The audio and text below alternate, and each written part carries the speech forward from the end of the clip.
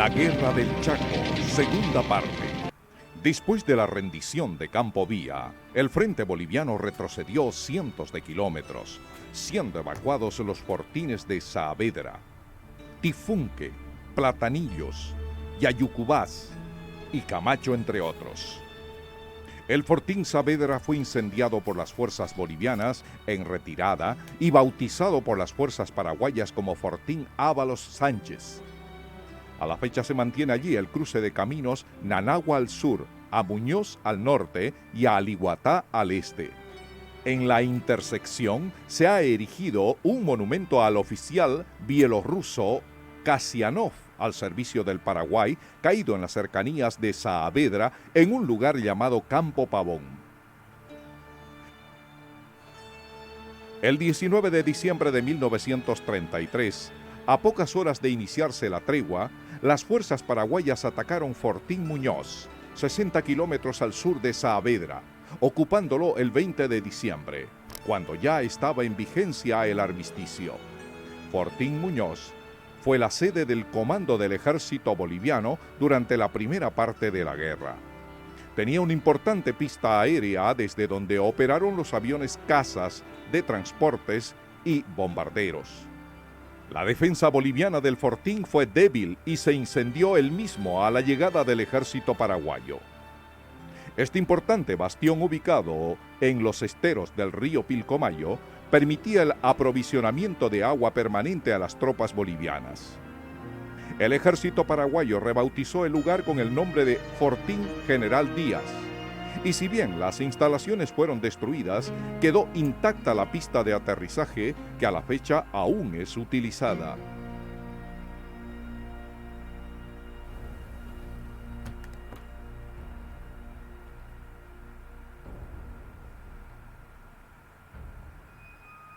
Este fue el puesto de comando del general Hans Kuhn durante la fase de la contienda que le tocó dirigir al ejército de Bolivia.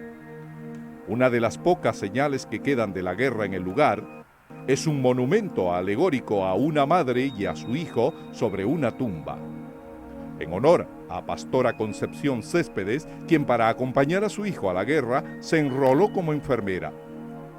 Caído el hijo en la toma del Fortín Muñoz, juró quedarse hasta la muerte acompañándolo, compromiso que cumplió hasta el año 1959, fecha en la que fallece siendo enterrada al lado de la tumba del hijo caído.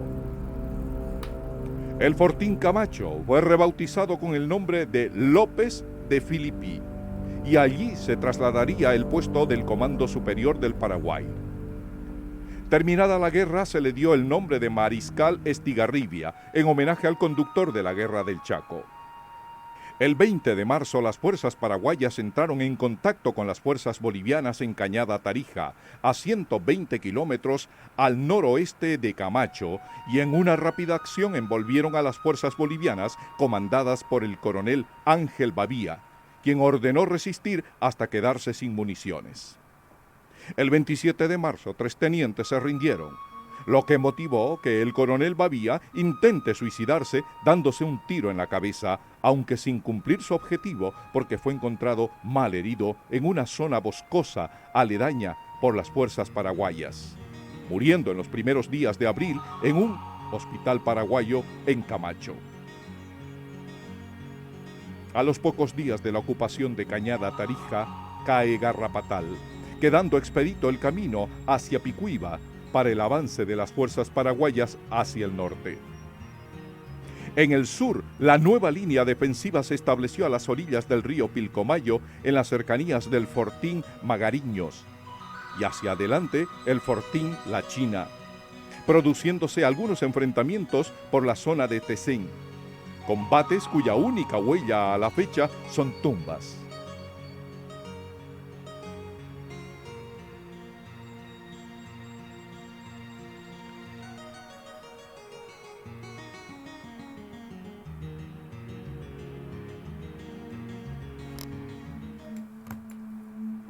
El cruce, puesto militar boliviano, que enlazaba Camacho con Aliguatá y Muñoz en las cercanías de Platanillos, también fue evacuado. En la actualidad, dicho cruce se llama Cruce Dr. Matei. A la semana se ordenó un nuevo repliegue a las tropas bolivianas por el temor a ser copados por fuerzas paraguayas, retrocediendo desde Campo Jurado hasta Cañada Esperanza. Entretanto, la aviación boliviana descubrió una senda de penetración del enemigo que amenazaba la línea boliviana desde Camacho hacia el Pilcomayo, por lo que se decidió un nuevo retroceso, esta vez hacia Fortín Vallivián y hasta Cañada Strongest. Campo Jurado fue ocupado por las fuerzas paraguayas y su nombre fue cambiado, finalizada la contienda, por el nombre de Capitán Joel Estigarribia. La manifiesta incapacidad del mando militar boliviano hizo que el presidente Daniel Salamanca limitara las atribuciones del comando a las estrictamente necesarias. Esta situación generó tensión entre el presidente y el general Peñaranda, quien, siendo un hombre de poco carácter, era fácilmente manipulable por jefes subalternos como David Toro o Ángel Rodríguez. Durante toda la contienda hubo fricciones entre el mando militar y el mando civil, hecho que perjudicó enormemente el esfuerzo bélico boliviano. En el Paraguay, por el contrario, existía una armoniosa relación entre el presidente Eusebio Ayala y el jefe del ejército Félix Estigarribia, que a la larga sería uno de los factores para el éxito de las armas del país vecino. El 26 de abril de 1934, el presidente Daniel Salamanca llegó a Vallivián, puesto de mando superior boliviano, instalado el 25 de diciembre del año 1933, acompañado por los generales Julio Sanginés, José Lanza y el doctor Joaquín Espada. El presidente sugirió que este último quedase como inspector general del ejército, una especie de observador del presidente en el comando. La propuesta fue rechazada por el coronel Moscoso, quien dijo que los jefes no tolerarían dicha intromisión. Molesto el presidente, ordenó se destituya del cargo de jefe de Estado Mayor al insubordinado, hecho que no ejecutó el general Peñaranda, agriando aún más la relación del presidente con el alto mando. El 2 de abril del año 1934, el general Estigarribia había solicitado al presidente Ayala apoyo para una ofensiva que, según los cálculos del militar, terminarían la guerra en poco tiempo. La línea defensiva del ejército boliviano se extendía desde el sur en Fortín Vallivián, al centro, Cañada Strongest y Cañada Esperanza, y más al norte, las fuerzas que protegían Picuiba. La intención del alto mando paraguayo era acorralar a las fuerzas bolivianas contra el río Pilcomayo, venciéndolas u obligándolas a internarse en territorio argentino, donde serían confinadas. El 30 de abril, el presidente Ayala aprueba el plan general de Estigarribia, el que contemplaba el ataque del tercer cuerpo a las fuerzas bolivianas asentadas en Vallivián con la intención de inmovilizarlas. El primer cuerpo avanzaría por el camino Campo Jurado-Villamontes, denominado Lóbrego, y el segundo progresaría por la senda que se estaba abriendo desde Camacho hasta Cururenda, a orillas del río Pilcomayo, rodeando a las fuerzas bolivianas para aniquilarlas y posteriormente a avanzar hacia Villamontes, donde se daría el golpe final. La aviación boliviana informó de los preparativos paraguayos, lo que dio lugar al coronel Ángel Rodríguez, jefe de operaciones del comando boliviano, a idear una contramaniobra consistente en dejar avanzar a las fuerzas paraguayas en un plan para luego efectuar una contraofensiva envolvente, encerrando a las fuerzas enemigas y destruyéndolas. El comando boliviano, como medida precautoria, al conocer las intenciones del enemigo de tomar Vallivián, lugar donde se asentaba el comando del Estado Mayor, decidió trasladar el mismo a Samaiguate, 135 kilómetros más al norte, lugar que consideraban seguro. El coronel Rodríguez hizo trasladar la 9ª división que se encontraba en Carandaití hasta Vallivián y la reforzó con los regimientos Lanza, Campero y Avaroa. Se quedó en Vallivián también el primer cuerpo de ejército. El primer cuerpo paraguayo avanzó por el camino Campo Jurado-Villamontes y a los 60 kilómetros chocó con la 8ª división boliviana. Inmediatamente se supo del encuentro. La 9ª División salió desde Vallivián a las espaldas del primer cuerpo paraguayo con el propósito de cortar la retirada. Al mismo tiempo, salieron desde Cañada Esperanza, más al norte, los regimientos Jordán, Loa y Santa Cruz, como segunda tenaza envolvente. El regimiento Lanza, que llevaba la vanguardia de la 9ª División, antes de llegar a las espaldas del primer cuerpo paraguayo, se encontró de forma inesperada con un batallón comandado por el capitán Joel Estigarribia, que aunque fue rodeado, no se rindió. El regimiento Lanza, creyendo que podía vencerlo rápidamente, entabló combate, retrasándose en acudir al encuentro con las tropas bolivianas que venían del norte para completar el cerco del primer cuerpo paraguayo que atacaba Cañada Strongest. Las fuerzas paraguayas, al darse cuenta de la contramaniobra boliviana y aprovechando que el cerco no estaba completo, intentaron retroceder. El 21 de mayo, la 7ª División escapó con éxito con todas sus tropas y armamentos.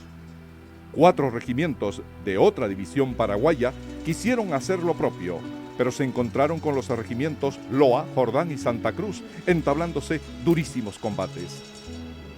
Los regimientos paraguayos, 2 de Mayo y el regimiento Corrales, arrollaron la línea boliviana y lograron salir del cerco con fuertes bajas. El 24 de mayo, los regimientos Sauce y Capitán Vado se rindieron ante las fuerzas bolivianas ante la inutilidad de seguir resistiendo. El 25 de mayo, el batallón que comandaba el capitán Joel Estigarribia también se rindió luego de 5 días de resistencia.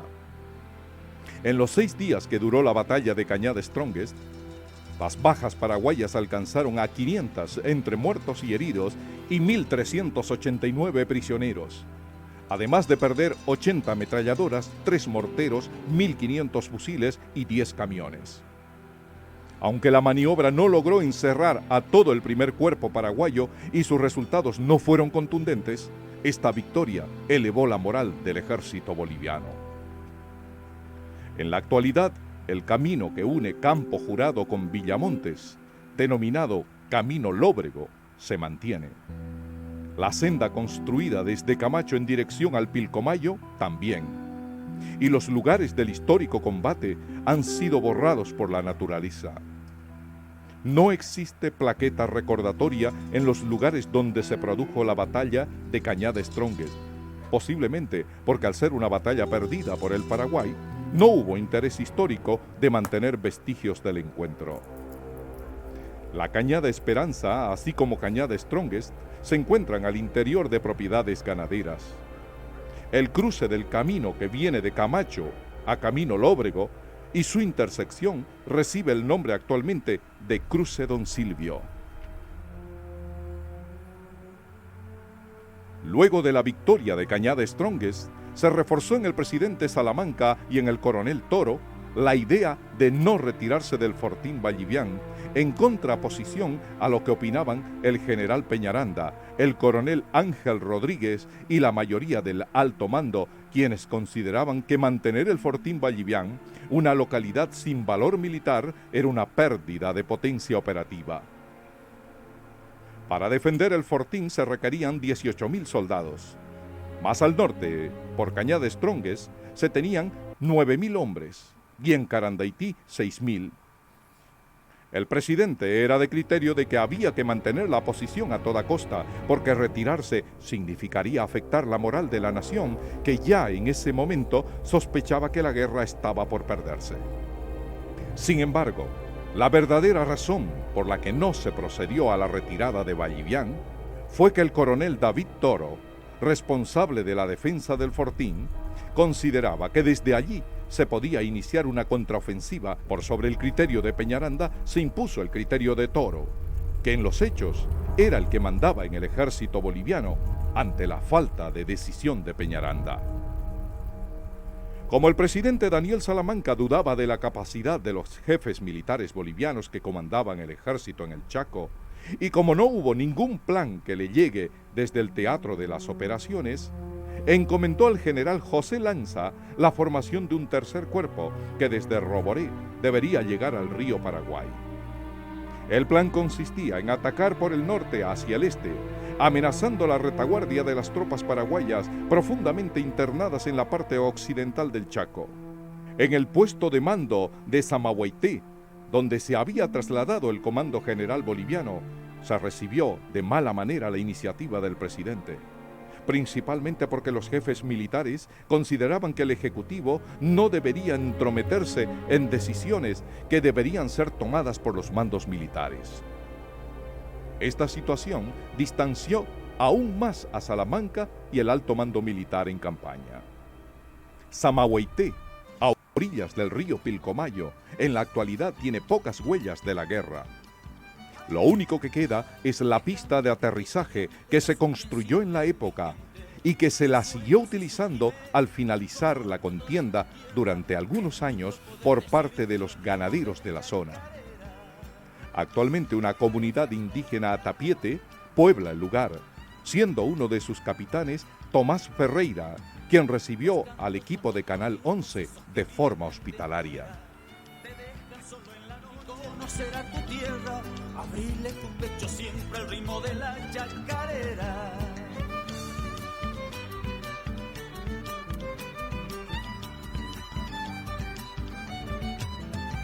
En las sombras de la noche todos los gatos son pardos. Qué dicho tan sabio y cierto, sabía decir mi abuelo. Seguir la luz de este ritmo serás eterno en el tiempo.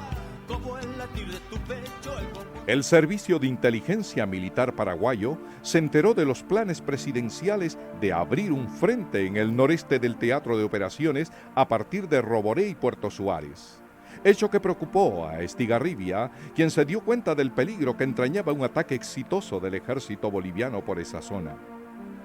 Los que no se dieron cuenta de la proyección del plan fueron los miembros del mando boliviano que, sumidos en sus disputas internas, desoyeron una iniciativa que pudo haber mejorado la situación militar de Bolivia en el curso de la guerra.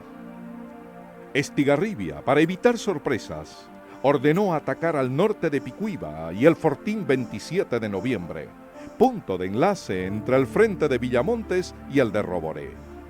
El 31 de julio, Estigarribia instaló su cuartel de mando en Fortín Camacho, y desde allí instruyó al coronel Franco que proceda con la ofensiva.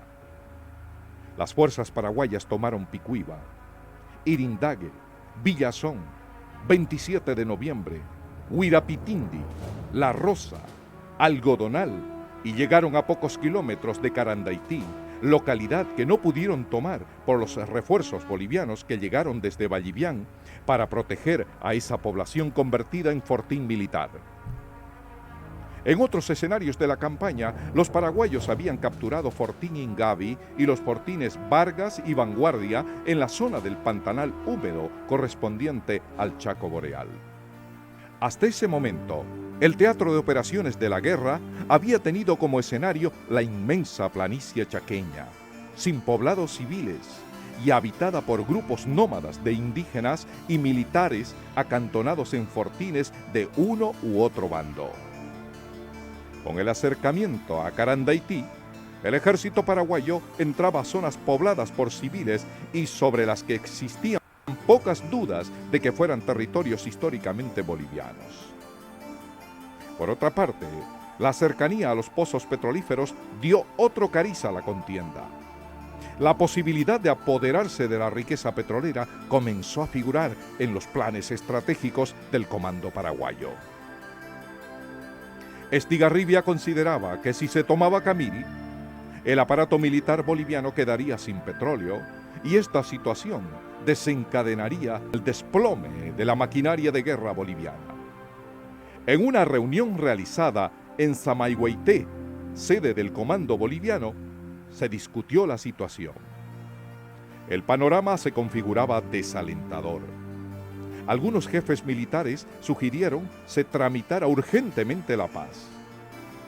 Frente a las posiciones derrotistas, el coronel David Toro solicitó comandar una contraofensiva que, según sus cálculos, podría llevar a retroceder a las fuerzas paraguayas cientos de kilómetros y más aún, al desplome de 2 cuerpos de ejército. Aceptado su plan, Toro abandonó el Fortín Vallivián y se instaló en Carandaití. Desde allí inició la contraofensiva en septiembre del año 1934, intentando copar a la Sexta División Paraguaya, acción débil, que llevó a la toma de 41 prisioneros, 700 fusiles y 25 camiones, pocos en posibilidad de ser usados. La Sexta División Paraguaya se atrincheró a los lados del camino Carandaití-Picuiba, a 14 kilómetros de Algodonal. Toro inició una nueva maniobra intentando rodear a las fuerzas paraguayas que rompieron el cerco, abandonando Algodonal y La Rosa y se establecieron en Villazón, estructurando una línea defensiva. El Comando Superior Boliviano consideró que era necesario recuperar Villazón y el Fortín 27 de noviembre para desbloquear la vía que unía Villamontes con Roboré. Se ordenó a Toro que se encargue de atacar y recuperar a Villazón y Picuiba, dejando que sean las fuerzas de Bilbao Rioja que se encargue de reconquistar 27 de noviembre desde Santa Fe en el Parapetí. El coronel Toro no vio con agrado que el coronel Bilbao Rioja, su enemigo político y rival militar, tome parte en la contraofensiva. Toro insistió que sea una sola fuerza la que se encargue de reconquistar los tres fortines, y más bien sugirió que se trasladen tropas de Bilbao Rioja para que operen bajo su mando. Peñaranda y el Estado Mayor se negaron, pero finalmente el coronel Toro salió con su capricho y logró que parte de los soldados que estaban bajo el mando de Bilbao Rioja sean puestos bajo sus órdenes. Sin embargo, las discusiones se prolongaron durante más de un mes, perdiéndose un valioso tiempo que a la postre significaron que la maniobra no alcance los resultados esperados. A comienzos del mes de noviembre se inició la ofensiva boliviana que tenía como objetivo cercar a las dos divisiones paraguayas, la Sexta y la de Reserva General, uniendo sus pinzas sobre el camino a Picuiba. El 9 de noviembre, ambas columnas, las del sur, comandadas por el coronel Alfredo Rivas, y la del norte, comandada por el coronel Ángel Ayoroa, se cerraron en un anillo, que sin embargo fue roto en base a un impetuoso ataque frontal. Los paraguayos se retiraron de Irindague, Villazón, Picuiba y 27 de noviembre. El resultado de la contraofensiva boliviana fue pobre en comparación con los ambiciosos objetivos que se habían propuesto. Toro acusó del magro resultado a los errores de conducción del coronel Ayoroa. Picuiba, a la fecha, es una base aérea paraguaya bautizada como Nueva Asunción. Irindague, donde se encontraban los pozos de agua, hoy secos, fue cambiado de nombre después de la guerra llamándose Fortín Garay, en honor al coronel Eugenio Garay.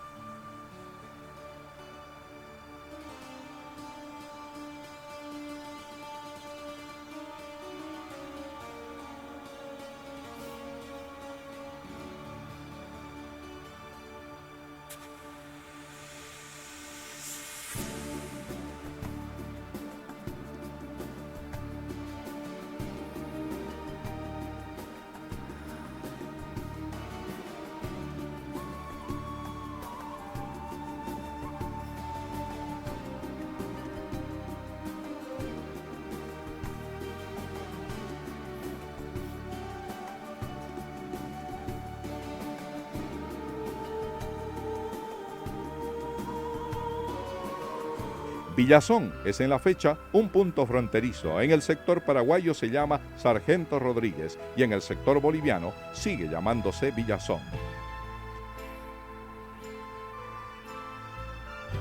A pocos kilómetros de Villazón se encuentran las trincheras cavadas por las tropas paraguayas para resistir el ataque del coronel Toro.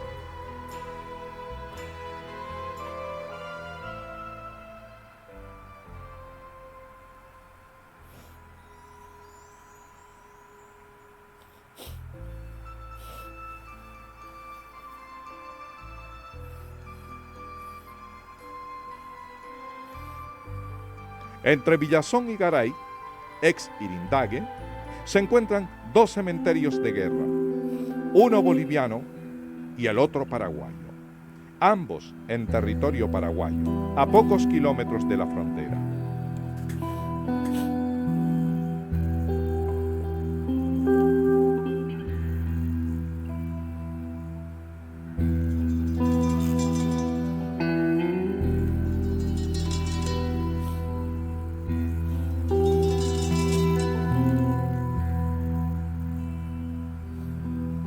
La Rosa, que fue un fortín militar boliviano, luego del Tratado de Paz, fue devuelto a Bolivia, al igual que Fortín Algodonal. En la fecha quedan todavía las trincheras que las fuerzas bolivianas erigieron allí. Y en el mismo fortín existe un cementerio de guerra, uno de los pocos que quedan en territorio boliviano.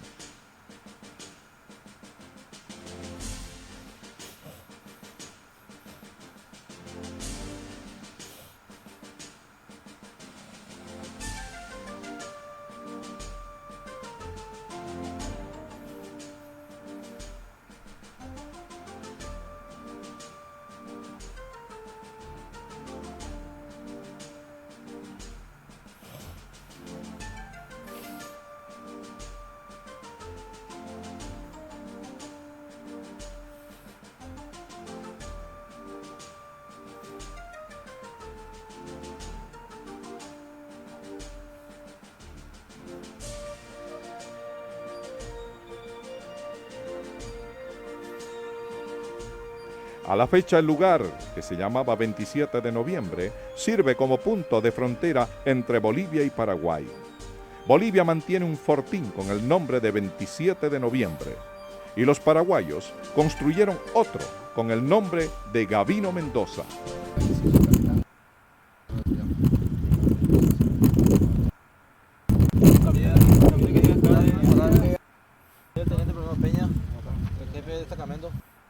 Un placer.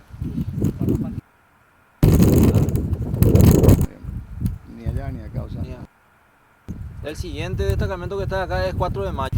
Entonces de Garay ya no era Asunción. De Garay Cuya se llama para nosotros. entre, sí, y de Garay a Rodríguez hay un cementerio. Sí, ese.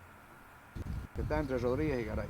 En la frontera, en tierra de nadie, se encuentra un cementerio boliviano y paraguayo. Porque del infierno verde solo Dios se acordará. La era, la era, la era, la era, la era, la era, la era, la era, la era, la era, la era. Porque del infierno verde solo Dios se acordará. El alto mando paraguayo, al constatar que el mando boliviano había retirado al segundo cuerpo de ejército de la zona de Cañada Stronges para llevarlo al norte a 27 de noviembre, decidió intentar un ataque que le permita acercarse al río Pilcomayo y para ello planeó atacar a las fuerzas bolivianas estacionadas en el Carmen en un número de 5.000 efectivos. El plan de Estigarribia era sencillo: un ataque frontal y luego 2 columnas que rodearían la posición para luego aislarla y obligarla a rendirse por falta de agua y municiones. Ambos tentáculos partieron entre el 8 y el 10 de noviembre de 1934 y se juntaron, cercando a las fuerzas bolivianas en el Carmen el 16 de noviembre. La división Méndez, al mando del coronel Walter Méndez, intentó socorrer a las fuerzas rodeadas, pero a su vez fue cercada. Los bolivianos, acosados por el hambre, la sed y el calor, comenzaron a rendirse en masa. 4.000 soldados bolivianos entregaron sus armas, pereciendo varios de ellos debido a la sed.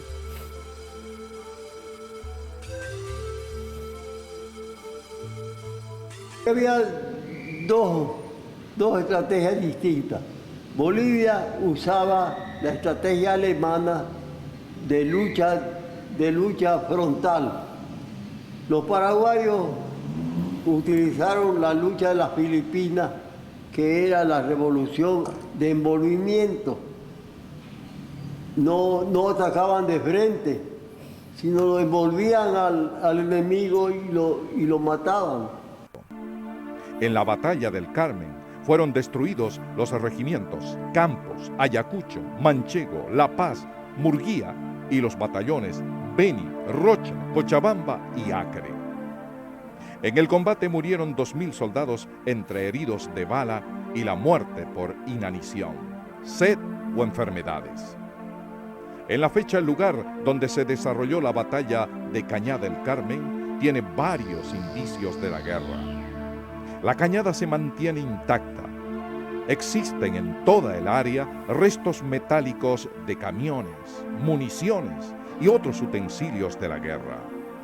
Una gran cruz se destaca en el lugar donde se produjo lo más duro del combate y el lugar donde se ubicaba el centro del fortín. En la Cañada del Carmen se ha creado un centro de descanso para los automovilistas.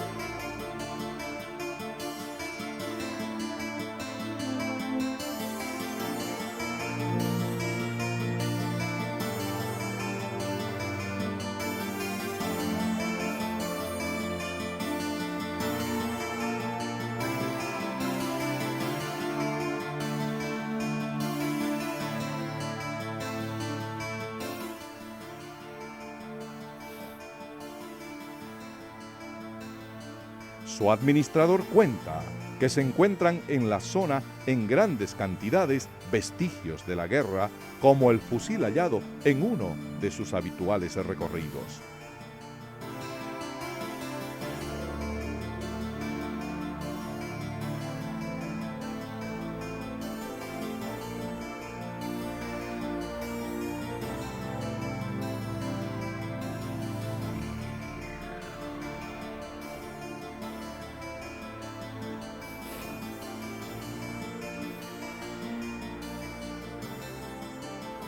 La situación creada por la derrota del Carmen obligó a que el Fortín Vallivian fuera evacuado el 16 de noviembre de 1934.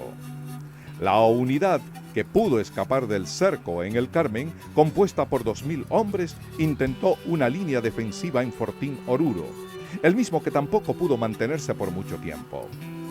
Actualmente el lugar donde se encontraba el Fortín Oruro sirve de frontera y la Cañada es el lugar donde se encuentra el puesto aduanero paraguayo Infante Rivarola. El Fortín Vallivian, símbolo de la presencia boliviana en el río Pilcomayo, cayó, causando una gran sensación de derrota tanto en el frente como en el interior del país. El fortín fue incendiado y las tropas se retiraron. Lo mismo sucedió con el Fortín Huachaya, ubicado pocos kilómetros al norte sobre el río Pilcomayo. Los paraguayos tomaron el Fortín Vallivian y lo rebautizaron con el nombre de Fortín Mayor Gardel. En la actualidad queda la pista de aviación que fuera construida por el ejército boliviano y en la que alguna vez aterrizó el presidente Salamanca. Del fortín destruido queda muy poco. Unos restos devorados por la selva y unos soportes de cables telefónicos. Para llegar allí, recurrimos a campesinos del lugar que tienen gran parecido en sus costumbres a los chaqueños bolivianos y argentinos, al extremo de consumir coca. Así habla como argentino. Ay, pero... ¿Y en Paraguay también le gusta la coca? Sí, yo cuando... Gracias. Con una argentina, mi abuelo, y entonces ella salió boliviana con argentina. ¿Y todo el boliviano de dónde era? Y según que él era combatiente y se corrió la guerra y argentina. Ah, sí, 6.000 quedaron. Y se casó con una argentina. Sí. Manrique el apellido. Manrique. ¿Usted cómo se llama? Soy Cecilio Flores. Cecilia Flores. Era Flores. Manrique. Cecilia Flores Manrique. Sí. Y lo que he visto también, que aparte que hablan más cancoca varios, ¿no? Sí. Sí, ¿Sí? claro.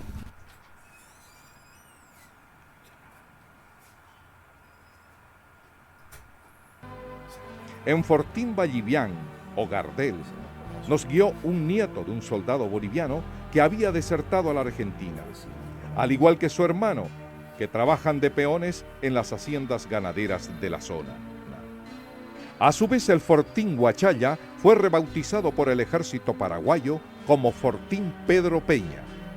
Al ser construido en zona negadiza, muy pocos vestigios quedan del fortín original. Lo que sí permanece es el cuartel construido por el Paraguay, que también fue abandonado por la inaccesibilidad del lugar en época de lluvia. Los antiguos habitantes de Pedro Peña se han asentado en un lugar cercano al que han denominado San Agustín. Esta es una comunidad en su mayoría compuesta por descendientes de los guaraní bolivianos que fueron traídos de Macharetí por el ejército paraguayo, como es el caso de una señora llegada a los 15 años, Lidia Lidimichi, que todavía vive en la zona. Ojareta. Charetí. Sí. Conversamos con su nieto, quien nos contó que monte adentro quedan vestigios de trincheras, así como armas y municiones, como el viejo Mauser que encontró en la selva.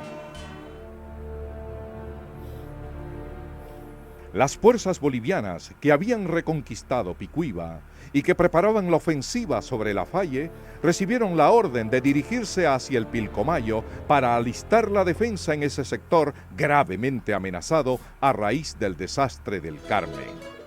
Nuevamente la guerra cambiaba de escenario. Llorarás cuando mañana ya de mí nadie se acuerde, porque del infierno verde solo Dios se acordará. Porque del infierno verde solo Dios se acordará.